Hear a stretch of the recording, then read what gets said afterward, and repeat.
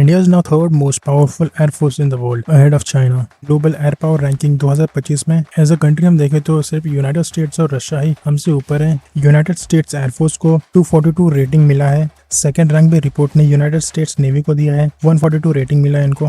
Third rank इन्होंने Russian air force को दिया है, 114 रेटिंग मिला है इनको। 3677 यूनिट्स ऑफ एयरक्राफ्ट है इनके पास। फोर्थ रैंक यहाँ पे यूनाइटेड स्टेट्स आर्मी है। इनकी जो आर्मी है, चीनी हेलीकॉप्टर हो गया, रेट्रोन्स हो गया, ये सब यूज करती है। फिफ्थ रैंक पे इन्होंने यूनाइटेड स्टेट्स मरीन को रखा है जो कि F-35 लाइटनिंग यूज करते हैं। सिक्स रैंक पे इन्होंने इंडियन एयरफोर्स को रखा है, 69.4 हमारा रेटिंग है यहाँ पे है। एज अ कंट्री हमारा थर्ड रैंक है। फोर्थ रैंक पे उन्होंने चाइना को रखा है। इनके पास 3733 यूनिट्स एक्टिव एयरक्राफ्ट सर्विस में है। हम डेटा में देखें तो चाइना के पास रशिया एंड इंडिया से भी ज्यादा एयरक्राफ्ट सर्विस में है, बट इन्हें फोर्थ रैंक पे क्यों रखा गया है हम आगे जानते हैं। फिफ्थ रैंक इन्होंने जापान को दिया, फिर सिक्स इजराइल को, सेवेंथ फ्रांस को एंड एट्थ यूनाइटेड किंगडम को। ग्लोबल टाइम्स में एक आर्टिकल लिखा गया है, इसमें उन्होंने लिखा है कि this ranking should not be taken seriously. China में इस रिपोर्ट को पूरी तरह से एज अ नेगेटिव डिस्कस किया जा रहा है। Chinese mouthpiece newspaper global times ने पीपल लिबरेशन आर्मी रिसर्चर जंग उसने कहा कि this ranking is only on paper not ground reality. China कह रहा है कि इंडिया सिर्फ रैंकिंग जीता है, वॉर नहीं। लेकिन सच ये है कि चाइना के पास ज्यादा एयरक्राफ्ट है, but at the same time India के पास बेटर ट्रेन पायलट्स और कॉम्बैट एक्सपीरियंस है। ये जो रिपोर्ट है world directory of modern military aircraft ने बनाया है।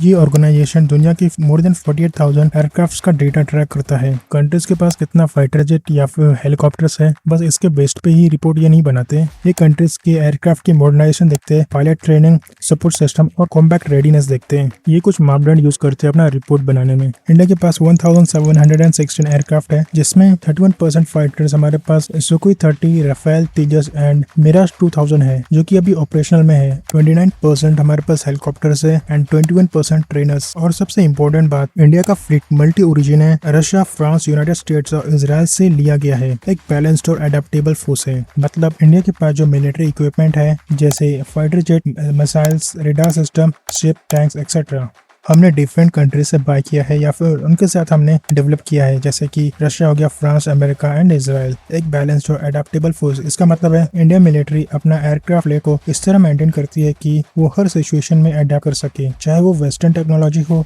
या फिर रशियन सिस्टम। यानी इंडिया का डिफेंस सिस्टम बैलेंस्ड है और अडेप्टेबल भी है, किसी एक देश पर पूरी तरह से डिपेंडेंट भी नहीं है। इंडिया ने अपनी आर्मी और एयरफोर्स को इतना मिक्स बनाया है कि हम डिफरेंट कंट्रीज के बेस्ट टेक्नोलॉजी को यूज कर सकते हैं। इंडिया ने कारगिल 1999, बालाकोट 2019 और लद्दाख कॉन्फ्रंटेशन में अपने एयर पावर का रियल यूज किया है, बट चाइना ने नहीं। चाइना का डर या फियर यही है, परसेप्शन वॉर, क्योंकि परसेप्शन ही जियोपॉलिटिक्स का असली वेपन है। आज का इंडियन एयरफोर्स सिर्फ एक फोर्स नहीं, एक ट्रांसफॉर्मेशन स्टोरी है। पास्ट डिकेड्स में इंडिया ने अपने एयर पावर को कम्प्लीटली अपग्रेड किया है। जैसे इंडिया ने फ्रांस से राफेल परचेस किया, S-400 डिफेंस सिस्टम हमने रशिया से बाय किया, इजरायली ड्रोन्स हम मिलकर बना रहे हैं इसराइल के साथ। आने वाले कुछ साल में इंडिया ओन करेगा तेजस, MK2 and एमका stealth fighter jet. Make in India के अंडर अब इंडिया अपने ही एयरक्राफ्ट और इंजन एक साथ बनाएगा, जिसमें हेल, DRDO और प्राइवेट फर्म मिलकर एक एरोस्पेस इकोसिस्टम बना रहे हैं। अगर हम कॉम्बैट एक्सपीरियंस की बात करें तो इंडिया के पायलट्स ने रियल ऑपरेशन फेस किया है। इसमें हाई एल्टीट्यूड टेरेन पर हॉस्टाइल जोन्स में कॉम्बैट एक्सपीरियंस है। ये एक कॉन्फिडेंस देता है जो सिमुलेशन से नहीं मिलता। बट चाइना की एयरफोर्स दुनिया के फास्टेस्ट मॉडर्नाइजिंग फोर्स है। चाइना के पास J-20 स्टेल्थ जेट है, लॉन्ग रेंज और S-6K है, hypersonic weapon operational testing phase में है चाइना के। और सबसे इम्पोर्टेंट बात, चाइना की इंडस्ट्रियल पावर। चाइना अपने एयरक्राफ्ट इंजन, रेडार्स और ड्रोन को डेवलप करता है। इंडिया अभी भी इंपोर्ट पर डिपेंड करता है। चाइना का फोकस है मास प्रोडक्शन और AI based combat system. China सिर्फ एयरक्राफ्ट नहीं बनाता, चाइना एक ऑटोनोमस वॉरफेयर इकोसिस्टम बन रहा है। यानी अगर इंडिया क्वालिटी में स्ट्रॉन्ग है तो चाइना क्वांटिटी और स्पीड में अनबीटेबल है। Air power is not just about aircraft, it's about readiness, integration and sustainability. मतलब रैंकिंग सिंबॉलिक है, प्रैक्टिकल नहीं। ये इंडिया के लिए एक साइकोलॉजिकल विक्ट्री है। India is a rising air power. America के लिए ये एक प्रूफ है कि इंडिया इंडो पैसिफिक में एक ट्रस्टेड काउंटरवेट है अगेंस्ट चाइना। इससे इंडिया की डिफेंस क्रेडिबिलिटी और भी स्ट्रांग होगी। रैंकिंग बढ़ती रहती है, लेकिन पावर तभी रियल होती है जब एक नेशन अपने लिमिट के बियॉन्ड सोचता है। इंडिया का राइज अनस्टॉपेबल है।